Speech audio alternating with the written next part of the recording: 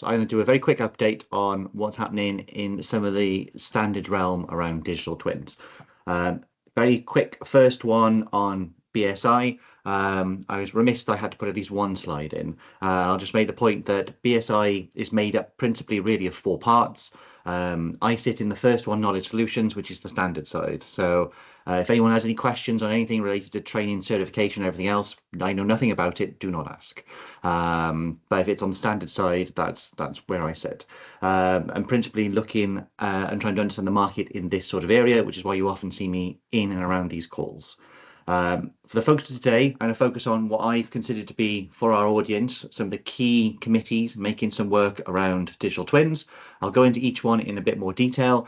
We've got IoT1, which focuses on Internet of Things and digital twins, AMT4 around industrial data, B555, which is around construction and infrastructure data, and then you've got SDS2 on smart cities. I thought they were some pretty good ones to start focusing on to have a look at in that way. The first being IoT1. That one focuses specifically, as mentioned, on the Internet of Things and digital twins, and they have a kind of slew of activity that's taking place. You can see there, two of them published, I've highlighted. The first is that technical report 30194. Which is the best practice for use cases. So what it has is templates within it about how you might want to structure and collate various use cases. It's one, in fact, I think I showed the catapult before as potentially as a mechanism for collecting use cases. It could be good to set up the sort of fields and stuff to collect as part of that data collection. And anyone who's seen any vague presentation with me around digital twins will know I would have referenced 30173 because it has the definition for digital twin in it from ISO, which I think is a pretty good definition. And then some of the work in progress is in a mix of places you can see here. I won't go through the numbers, but you can see there's work on a maturity model. Interestingly, there's work on a fidelity metric, and I had to go into that to try to understand it. Effectively, the fidelity metric is how close to the physical is the digital, and actually trying to describe that in a kind of measured sort of way.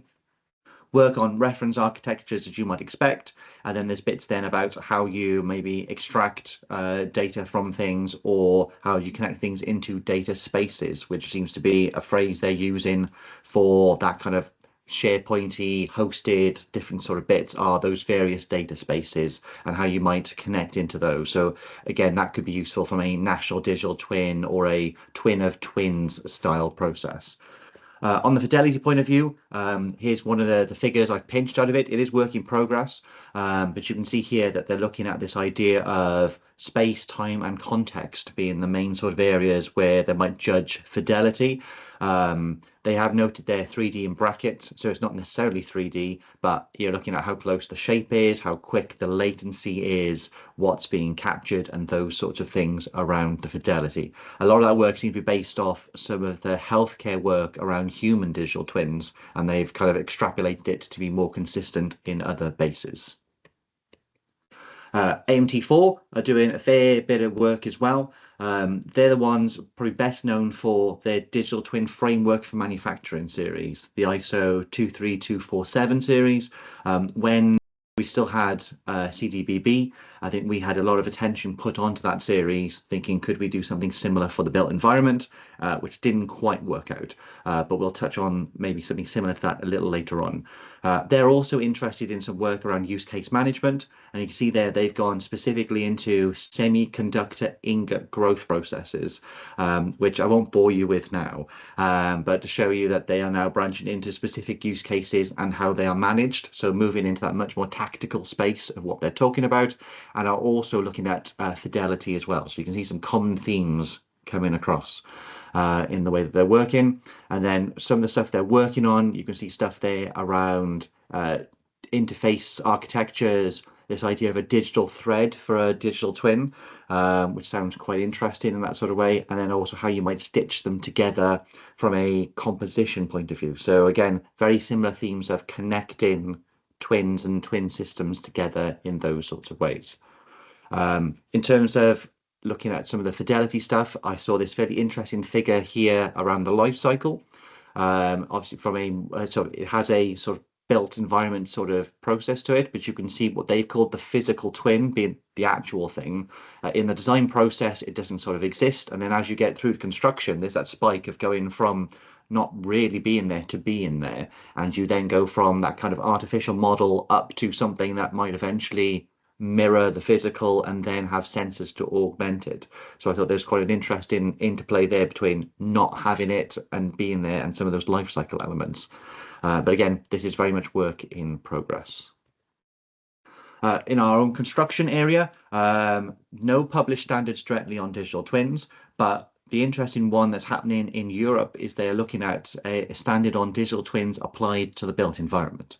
So specifically looking at how it works in kind of design, construction, operation, and in those sorts of spaces. That work recently went out to committee draft and had some interesting figures and things in it too, focusing a lot more on the classification and taxonomy side of it. They've tried to look at how you might break down the overall process, and they've come up with this new concept which they've called digital twin prototype, where it's the digital twin before the physical bit is actually built. So you can see here from the life cycle, you might start in what they call their pre-life cycle phase, is that kind of brief in sort of aspect of it. You might then during the design phase end up with this prototype, and then during construction you realize the prototype and then get to the point where you get that first synchronization, and then hopefully then through sensors, actuators, etc. in post-construction you might then be able to have that synchronization to have your asset digital twin. And there's been some hot debates in this group around the types of digital twins and what you might categorize them for when you're doing something like crane operations, for example. You know, for someone that's a process twin, but for others, because it's their crane stock, they are their assets. So actually perspectives become quite important in the discourse there around what people might want to capture and collect.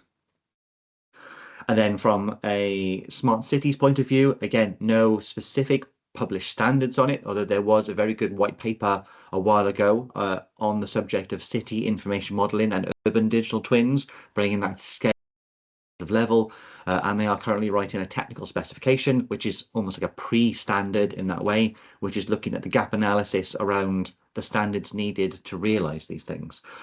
City information modeling has probably been around for about a decade. It's a lesser well-known abbreviation, but effectively doing BIM at the city scale. And then actually this idea of urban digital twins is that kind of mirror of our more what they might call micro digital twin aspects, but doing it at that sort of city scale, which I think is a very interesting topic given how well standardized some of the smart city concepts are. And often a question I've seen people ask is, well, actually, how do digital twins relate to smart cities? Hopefully it's this sort of work that actually helps connect these things together, where a smart city might be powered with an urban digital twin. Those are mainly those sorts of areas, and I think those are all my slides for it. But what I will say is that this standard work is happening frequently and often. There are lots of other committees I haven't talked about in this space, so I think really it's just try to keep an eye on the work that's taking place. Through a simple bit of Googling, you can get to these committees. If you just Google BSI and IoT1, B555, SDS2, you can see the portfolio of published and in progress standards. And often I'm pretty good at letting either the Community Council, the Gemini Call, or through social media, letting people know when relevant stuff goes out for public comment. So I think keep an eye and feel free to feed back into those as they develop. And I think, Ali, that'll probably be it from me.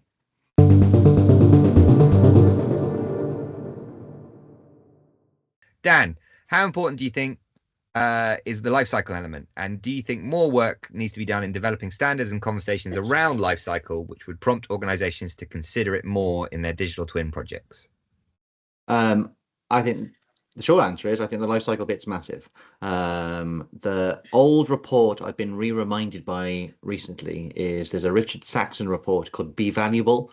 It's one of those old classic ones. I see Henry and a few other people nodding, but that's the one that has the old 1:5:200 ratio in it, where if it costs $1 million to build it, it costs $5 million to maintain it over 20 years, and it's 200 million is the cost of salaries, business, everything else inside that building, and that's taken from an MOD facility. I think was the example project they used. So if you think of a digital twin as a mechanism to look at something and try to optimize it in some sort of way. You've got 200 times the opportunity in the operational aspect of it compared to the project. And I find it quite interesting that a lot of people have focused on this idea of the capital works aspect of, we can do a one-to-one mapping or do the Titanic example and these other bits and pieces, where actually the value really comes from focusing on the preventive maintenance and use optimization and those sorts of elements. So I think the only way to bring them together is probably to have that big life cycle focus. Dan, another one for you. Are the digital twin standards being released as PAS documents, similar to the earlier BIM standards for public comment? Um, there's a mix in that question. So everything I talked about that's in progress will go out for public comment. None of them, however, are PAS documents. So all our standards go out for public comment, be them PASs, British standards, European standards, ISO standards. The ones I mentioned are primarily ISO standards, so that you have to buy them, but they go out for free for public comment that people then review, comment on, and then get released at as required by ISO for a cost. And just for those of us that don't know all the three little acronyms, Sorry. British standards, European standards make sense. What is a PAS? I presume the S stands for standards, but I'm throwing it out there. Well, I won't give you the reason why. It's now effectively a dead acronym. So it's meaningless at this point. It did used to mean publicly available specification, but we've used it for things other than specifications. So it's now a meaningless abbreviation. Now it's just a word. Excellent. Great. That helps. Thank you, Dan. For both speakers. So Henry, you mentioned the number of times that AI was mentioned, 90 plus. It came up in some work that Tech UK have been doing recently. Do digital twins need to embrace data and AI more explicitly in standards, but also in approach, funding, etc., to keep up with the direction of policy and spending? Something Mark Enzer talks about, digital twinning as a more embracing term, for example. And Dan, from a standards point of view, looking at those different, I'm going to say verticals, only because that's how they presented on your piece, but they were already covering a lot of this space. Any thoughts from you on this question? I mean, the only thing I say is that the aim for standards is that they're meant to reflect good practice. And I think good practice comes from, if I might bluntly say, following the money, which is sort of Henry alluded to there in a way. So if the government strategy is saying we want AI, we need to fix the housing crisis, we need to do these other things, then there are certain priorities there that are key for them. And then hopefully out of that work comes good practice that if there's national consensus, we can standardize. But we're not in the space of inventing stuff for the market to follow. The idea is that we take the evidence from the market and then establish that as good practice. So the standards can follow once we've seen the trailblazers pilot and achieve the good practice that people can agree on.